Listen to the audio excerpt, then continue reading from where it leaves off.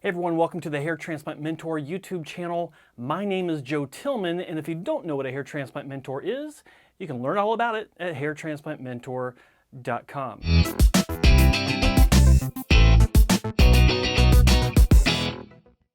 Welcome to hair transplant class number 22.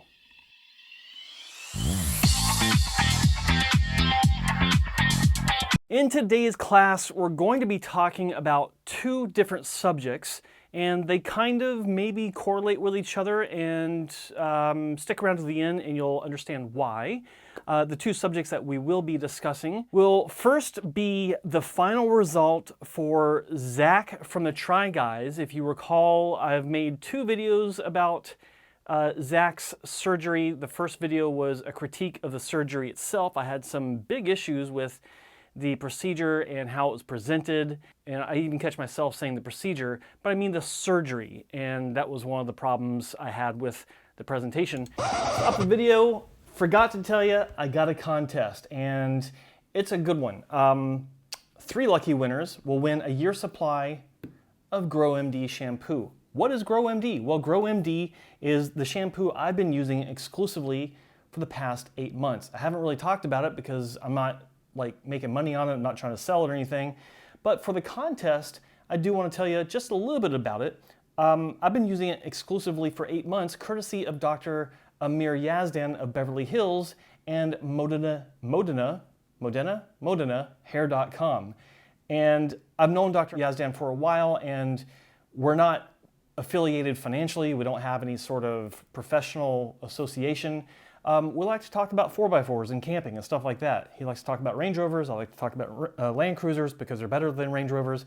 And that's the only real connection we have. But he did send me, or has been sending me, the shampoo because he wanted my input on it. And I like it. And I think you'll like it too. And that's why we're doing this contest. You get a year's supply of a great shampoo. I get more subscribers, and Dr. Yazdan gets more exposure for his shampoo. And that's just a triple win.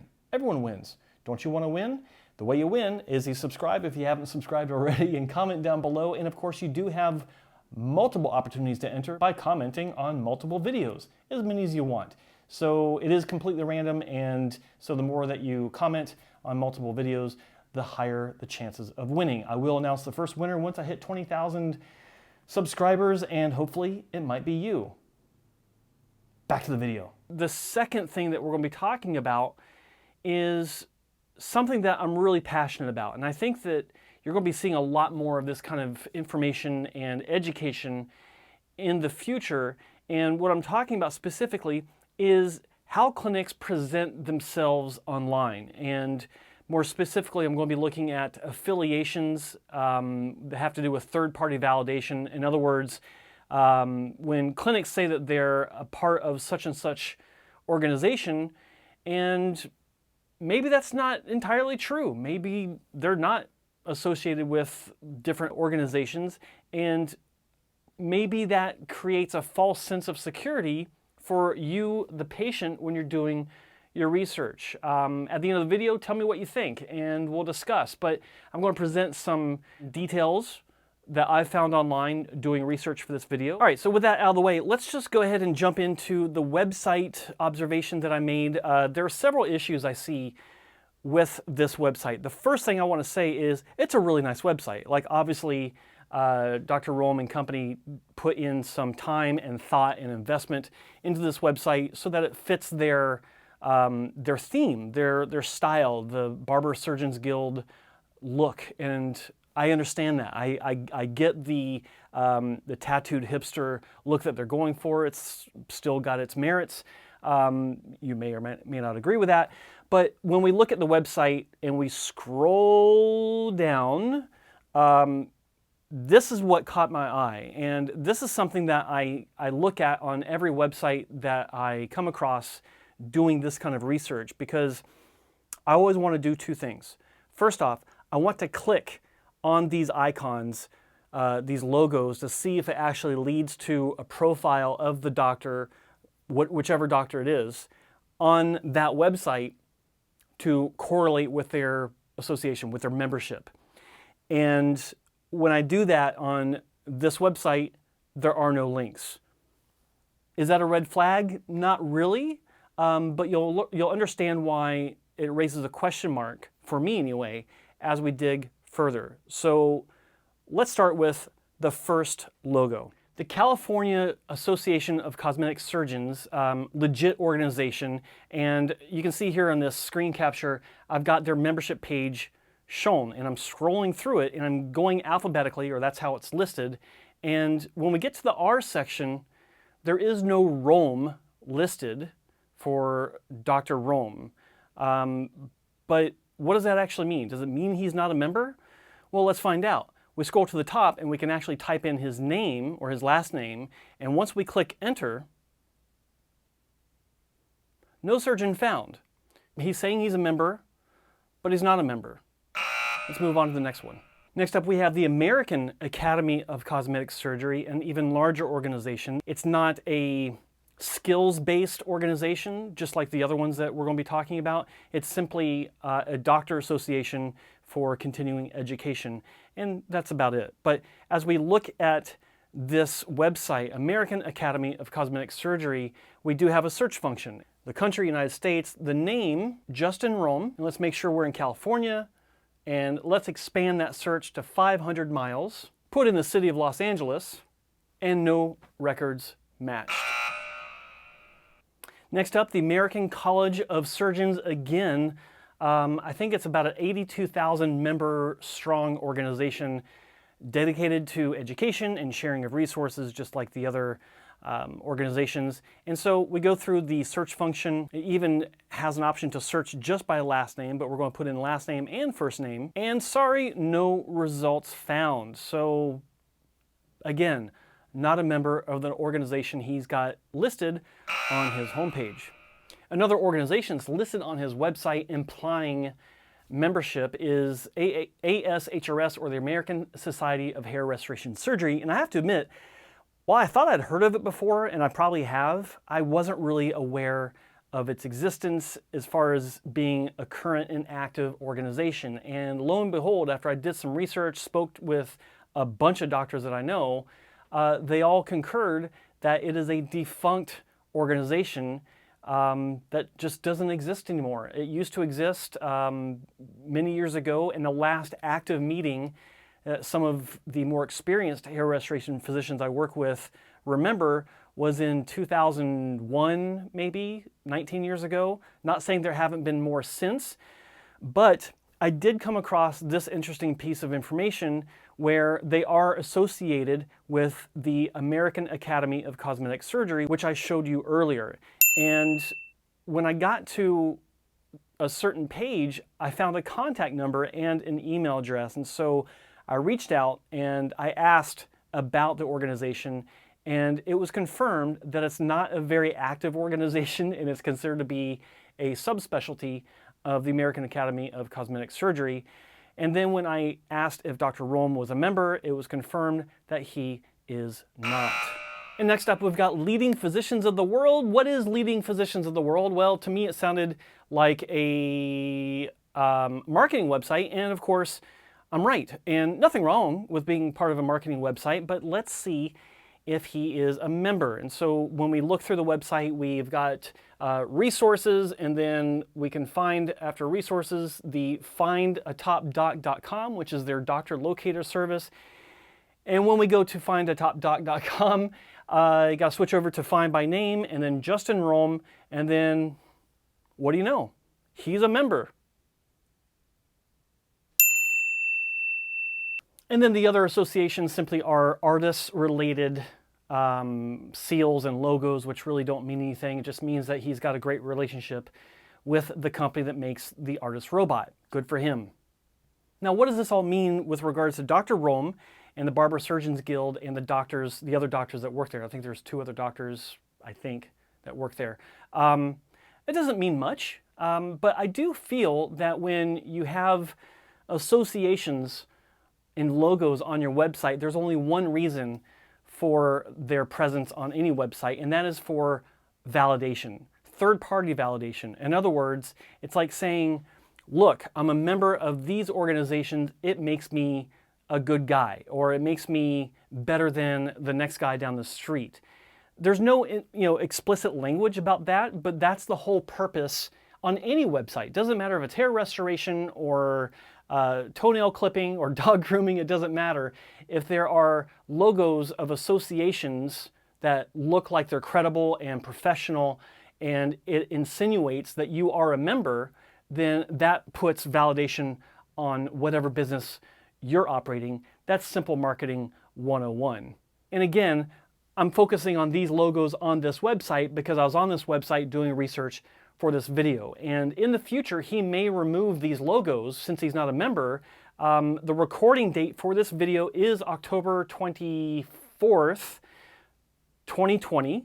It's a Saturday. So going forward from here, when you see this video, you want to go to his website just to see for yourself, the logos may be gone. But like I said, this is simply for educational purposes, nothing against the clinic.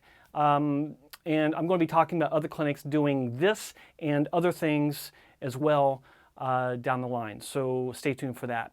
Now let's move on to Zach and look at his final result. If you recall from my previous video, I was looking at his results that were roughly 7 months post-surgery.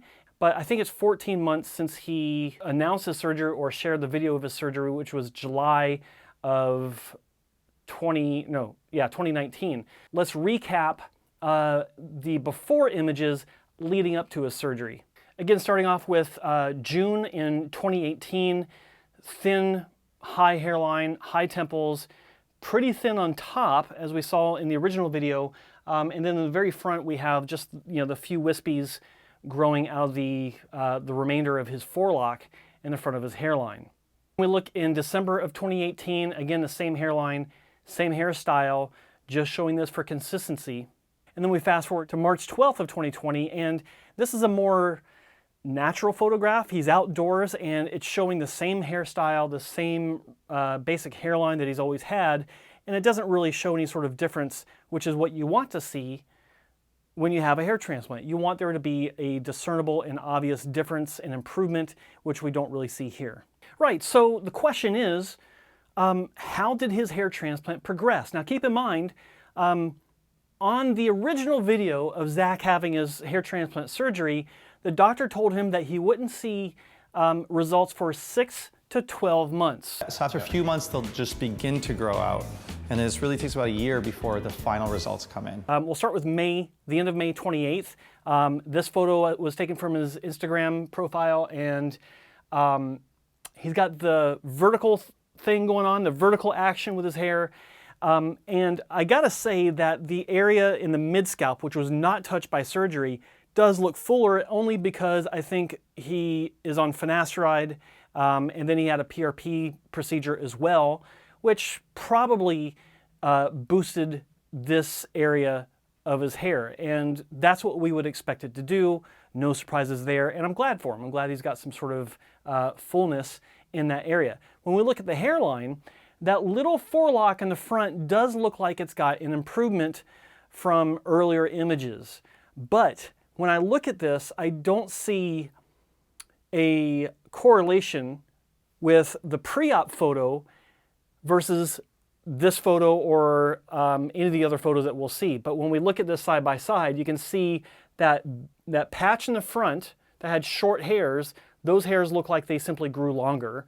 It doesn't look like the density's improved. It looks like maybe if we were to assume that he was clean bald in this area and had a surgery, that maybe there was 500 grafts placed in this area. But we know from his immediate post-surgery photo that the area addressed was more broad. It went into the temples. It was spreading the hairline out a bit more broad across the forehead, and it wasn't isolated to just this area. So that's May 28th. Let's move on to June. June 2020, he's back to his old hairstyle, and it just doesn't really look noticeably better than from before surgery. But let's keep going. Remember, we got 1 year from the surgery to see the final result, according to the doctor. Unfortunately, I think that the July 1-year anniversary photo is a bust because I don't know if this was actually taken in July of 2020 because he doesn't look any different.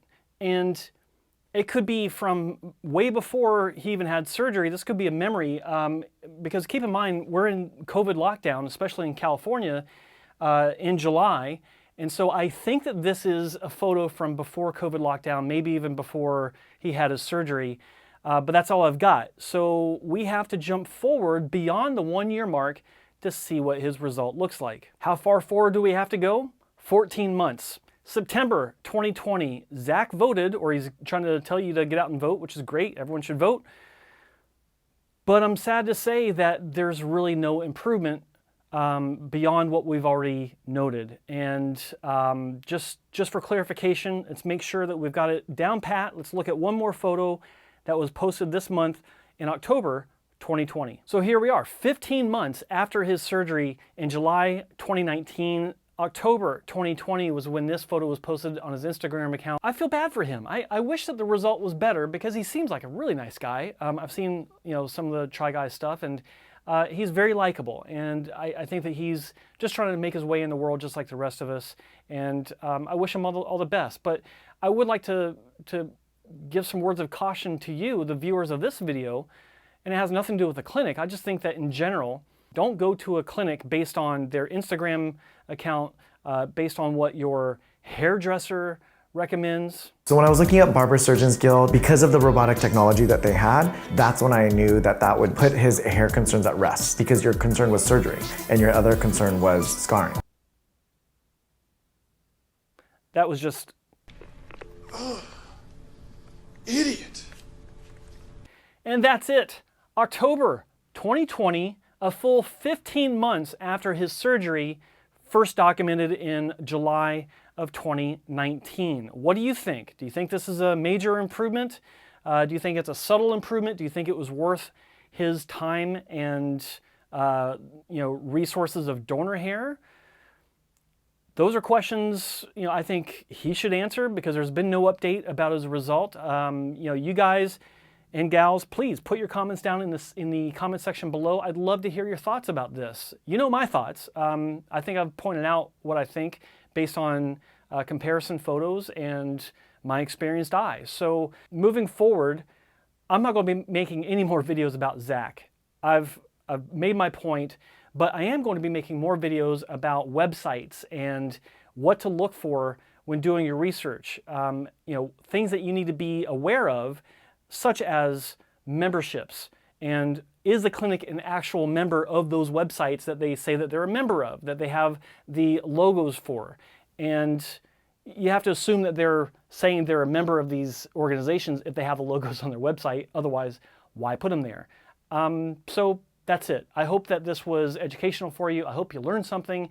And if you haven't subscribed, I hope you click that subscribe button and show your support. Click the like button, and of course the bell for notifications of more videos coming out soon. With that said, I am out of here, and thanks so much for watching. Peace.